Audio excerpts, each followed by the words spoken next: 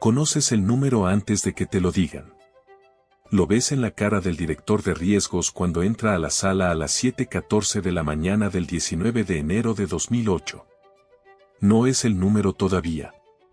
Es la expresión de alguien que acaba de leer algo que no puede ser verdad y lo ha leído 3 veces más para confirmarlo y sigue sin poder creerlo. Tú eres Jérôme Kerviel. Y en los próximos minutos, Societe Generale va a descubrir que una de las instituciones financieras más antiguas y respetadas de Francia tiene expuesta, en posiciones que nadie supervisó, una cantidad que supera el Producto Interno Bruto de muchos países. Pero para entender cómo llegaste aquí, hay que retroceder 5 años. 2003, París. Entras a Societe Generale no por la puerta grande. Entras por la que usan los que vienen sin apellido conocido, sin título de las grandes escuelas de negocios de París, sin las conexiones que en Francia separan a los que llegarán lejos de los que siempre estarán un escalón más abajo. Vienes de Clermont-Ferrand. Tu padre era herrero. Tu madre peluquera. Estudiaste en universidades respetables pero no en las élites, no en la Escuela Politécnica, no en la Escuela Nacional de Administración.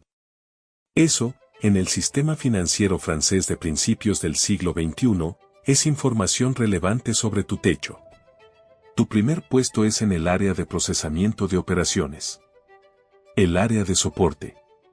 Los que verifican que las operaciones realizadas por los operadores reales, los que están en la sala de negociación, sean correctas.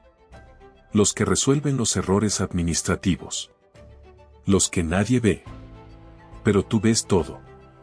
Durante 3 años, procesas las operaciones de los operadores. Entiendes los sistemas de control interno mejor que la mayoría de los propios controladores, porque eres tú quien corrige sus fallos. Aprendes qué alertas genera el sistema y por qué. Aprendes qué información necesita cada área para validar una operación. Aprendes, sin proponértelo como plan, exactamente dónde están los huecos. En 2005 te trasladan a la mesa de operaciones. Operador de derivados de índices bursátiles europeos. Tu trabajo es gestionar posiciones de arbitraje, es decir, aprovechar diferencias de precio entre contratos similares en distintos mercados para generar ganancias pequeñas y consistentes con riesgo mínimo. Es un trabajo técnico, preciso, con márgenes estrechos. No es suficiente para ti. 2007. Europa está en el periodo que los economistas llamarán después el final de la expansión previa a la gran crisis. Los mercados suben. La volatilidad es baja.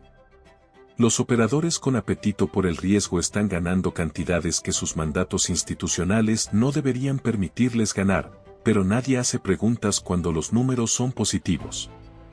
Tú empiezas pequeño. Una posición no declarada aquí. Un contrato adicional allá. Operaciones que exceden ligeramente tu límite autorizado pero que cubres con posiciones ficticias en el sistema, transacciones que aparecen en los registros como reales pero que no lo son, contrapartes que no existen, operaciones que diverts antes de que los controles de fin de día las detecten. Sabes exactamente cómo hacerlo porque pasaste 3 años aprendiendo los sistemas desde adentro. Las ganancias son reales. Las posiciones que las generan no están en ningún informe oficial. A finales de 2007, las posiciones ocultas que has acumulado representan una exposición de aproximadamente 30.000 millones de euros en contratos de futuro sobre índices bursátiles europeos. El Eurostoxx 50. El índice bursátil alemán DAX. El índice bursátil británico FTSE. 30.000 millones. El capital total de Societe Generale en ese momento es de aproximadamente 36.000 millones de euros. Estás operando con una exposición casi equivalente al capital completo del banco, de manera completamente oculta, desde una mesa de operaciones de derivados de mediano perfil, sin que ningún sistema de control interno lo haya detectado de manera efectiva durante meses. ¿Cómo es posible? Los sistemas de control de Societe Generale generan alertas. Muchas alertas. Durante 2007, el área de control de riesgos envía más de 75 consultas específicas relacionadas con tus posiciones. Anomalías detectadas por el sistema automático. Números que no cuadran. Contrapartes que no responden a verificaciones estándar. Tú respondes todas. No con silencio ni con evasión. Con explicaciones. Detalladas, técnicas, plausibles. Sabes exactamente qué información necesita cada área para cerrar una alerta, porque pasaste 3 años generando esa información para otros. Inventas contrapartes. Fabricas confirmaciones de operaciones. Creas registros de transacciones que tienen todos los campos correctos, todos los formatos adecuados, todas las referencias cruzadas que el sistema espera ver. El departamento de control cierra las alertas. No porque sean negligentes en términos absolutos, sino porque el sistema está diseñado para verificar la forma de las operaciones, no su sustancia real. Y tú conoces la forma perfectamente. Hay un momento, en octubre de 2007, en que el banco alemán Deutsche Bank envía una consulta directa sobre una posición específica que no puede verificar. La posición es ficticia. No existe ninguna contraparte real. Tú fabricas una respuesta de Deutsche Bank. No una respuesta vaga. Una respuesta con formato bancario correcto, con referencias de operación, con los datos de confirmación estándar que cualquier banco enviaría. El área de control de Societe Generale la acepta. Finales de 2007. Tus posiciones ocultas han generado ganancias de aproximadamente 1.400 millones de euros durante el año.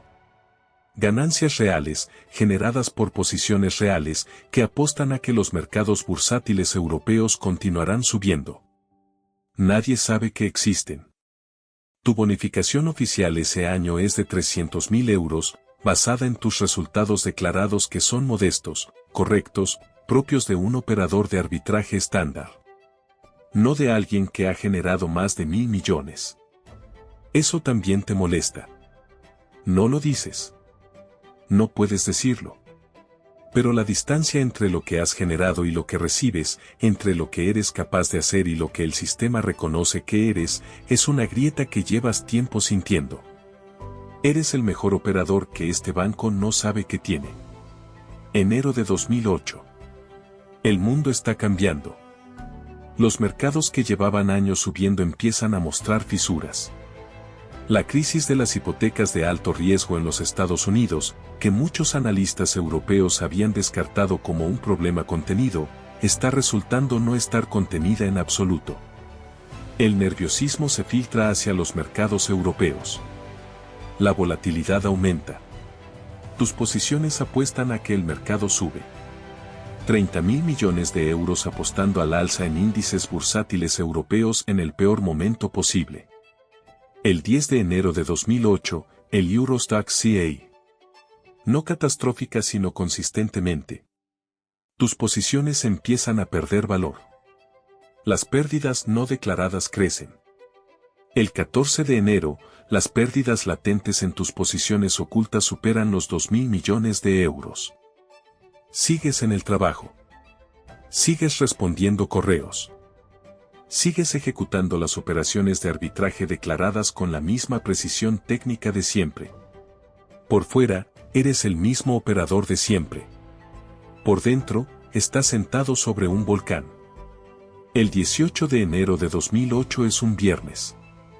Ese día, una verificación de rutina por parte de un operador del área de control detecta una anomalía específica que esta vez no tiene una explicación fácil. Una posición con una contraparte que, al ser verificada directamente con esa institución, no aparece en sus registros. No como error. No como retraso de confirmación. Simplemente no existe. El operador escala la consulta. El área de control escala al área de riesgos. El área de riesgos empieza a tirar del hilo. Esa noche, mientras tú estás en algún lugar de París sin saber todavía que el hilo ha comenzado a deshacerse, un equipo del banco trabaja hasta pasada la medianoche intentando entender qué están viendo. Lo que están viendo no cabe en ninguna categoría de error conocida. No es un error de contabilización. No es un fallo del sistema.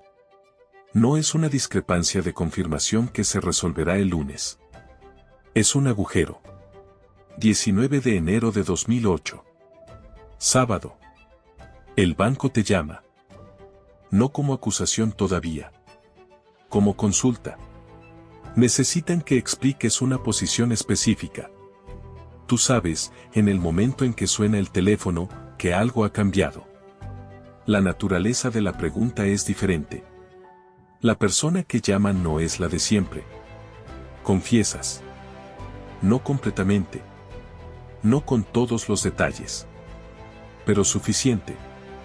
Suficiente para que el banco entienda que lo que tienen delante no es un error administrativo sino algo de una escala completamente diferente.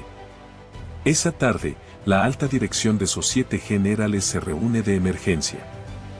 Lo que descubren en las horas siguientes, mientras reconstruyen operación por operación la arquitectura de posiciones que has construido durante más de un año, es que la exposición total supera los 50.000 millones de euros. 50.000 millones. El banco necesita liquidar esas posiciones. Pero hacerlo en condiciones normales de mercado, de manera ordenada, tomaría tiempo. Y el banco no tiene tiempo. Cada día que pasan con esa exposición abierta es un día en que el mercado puede moverse en su contra y multiplicar las pérdidas. Deciden liquidar todo en 3 días. 21, 22 y 23 de enero de 2008. Societe Generale sale al mercado a vender posiciones de futuro sobre índices bursátiles europeos por un valor de aproximadamente 50.000 millones de euros en 72 horas. El mercado no sabe por qué hay un vendedor tan masivo y tan urgente. Pero el mercado detecta la presión vendedora. El 21 de enero de 2008, los mercados bursátiles europeos caen de manera significativa. Es uno de los peores días del año para los índices europeos. Los analistas buscan explicaciones en las noticias macroeconómicas, en la crisis norteamericana, en el nerviosismo global. Nadie sabe todavía que una parte relevante de esa caída está siendo causada por un banco francés liquidando de emergencia las posiciones ocultas de un operador de 31 años de Pont-l'Évêque. La Reserva Federal de los Estados Unidos, viendo la caída de los mercados europeos y temiendo un contagio, baja esa semana las tasas de interés de manera urgente en 75 puntos básicos. Una de las reducciones más grandes y rápidas en décadas. Una decisión de política monetaria de los Estados Unidos influenciada, al menos en parte, por la liquidación de emergencia de tus posiciones. Cuando el banco termina de liquidar y suma las pérdidas, el número final es de 4.900 millones de euros. Aproximadamente 7.200 millones de dólares al tipo de cambio de ese momento. Es la mayor pérdida por fraude individual en la historia de la banca hasta esa fecha. Societe Generale anuncia las pérdidas el 24 de enero. Los mercados reaccionan. Las acciones del banco caen un 4%. Las agencias de calificación crediticia revisan su evaluación. El gobierno francés convoca reuniones de urgencia. El gobernador del Banco de Francia hace declaraciones públicas. El nombre que aparece en todos los titulares es el tuyo. En los meses y años siguientes, la narrativa se construye de maneras que tú disputas. El banco te presenta como el único responsable. Un operador deshonesto que actuó solo, que engañó sistemáticamente a todos los controles, que se benefició personalmente de manera ilícita. Tú presentas una narrativa diferente. Afirmas que tus superiores sabían, o debían saber, que algo inusual estaba ocurriendo. Que las ganancias que generaste en 2007, superiores a 1.000 millones de euros, no podían explicarse con las posiciones de arbitraje estándar que aparecían en los registros oficiales, y que alguien en algún nivel debería haber preguntado cómo era posible. Afirmas que el banco usó tu caso para desviar la atención de las pérdidas propias por la crisis hipotecaria, que ese mismo año ascendieron a aproximadamente 2.000 millones de euros adicionales. Afirmas que no robaste nada. que no transferiste fondos a cuentas propias, que no te enriqueciste directamente con las posiciones ocultas más allá de tu salario y bonificación estándar. Lo que hiciste, argumentas, fue operar. Operar más de lo autorizado, con métodos que no debería haber podido usar, en un sistema que tenía suficientes señales para haberte detectado mucho antes y eligió, consciente o inconscientemente, no hacerlo. La justicia francesa no acepta ese argumento completamente. En 2010 eres condenado a 5 años de prisión, 3 de ellos efectivos, y a pagar una reparación de 4.900 millones de euros, una cantidad que ningún tribunal podía creer razonablemente que pagarías, pero que el banco necesitaba para sus propios procedimientos legales y contables. La cantidad que te pide la justicia francesa equivale a aproximadamente 150.000 veces tu salario anual en ese momento. Hay una pregunta que la industria financiera nunca respondió satisfactoriamente después del caso. No es si lo que hiciste estuvo mal. Eso es claro. La pregunta es cómo fue posible. Societe Generale no era un banco pequeño ni descuidado. Era una institución con más de 140 años de historia, con decenas de miles de empleados, con departamentos enteros dedicados a la gestión de riesgos y el control interno. Ganó varios premios internacionales de gestión de riesgos en años cercanos al tuyo. Y aún así, durante más de un año, un operador de nivel medio acumuló una exposición casi equivalente al capital total del banco sin ser detectado de manera efectiva. La respuesta que dan los expertos tiene varias partes. Primera, los sistemas de control estaban diseñados para detectar pérdidas, no ganancias anómalas. Nadie cuestionó en profundidad cómo estabas generando resultados positivos porque los resultados positivos no parecen un problema. Segunda, conocías el sistema desde adentro. 3 años en soporte te dieron un mapa detallado de sus puntos ciegos. Tercera, el sistema de alertas generaba tanto ruido, tantas consultas de rutina, que había una cultura implícita de cerrarlas con la primera explicación plausible para poder gestionar el volumen. Cuarta, y quizás la más incómoda, cuando los mercados suben y las posiciones generan ganancias, hay una resistencia institucional a hacer preguntas que podrían interrumpir algo que parece estar funcionando. Hoy, desde fuera, los mercados europeos siguen funcionando. Societe Generale sigue existiendo, más pequeña, más cautelosa, con sistemas de control que sus directivos describen como fundamentalmente diferentes. Tú saliste de prisión en 2014. Escribiste un libro. Diste conferencias. Trabajaste durante un tiempo como consultor de ciberseguridad y gestión de riesgos. La ironía es que las instituciones financieras que quieren entender sus propias vulnerabilidades a veces buscan exactamente a personas como tú, alguien que encontró los huecos desde adentro. El sistema que te expulsó eventualmente necesita tu mapa de sus puntos ciegos. Y tú, que entraste por la puerta pequeña en 2003 sin apellido conocido ni título de élite, te convirtiste en el nombre que cualquier estudiante de finanzas, gestión de riesgos o ética empresarial en el mundo conoce. No era el tipo de fama que buscabas. Pero en los mercados financieros, igual que en todo lo demás, hay una diferencia enorme entre lo que planeas y lo que ocurre. Tú lo sabes mejor que nadie.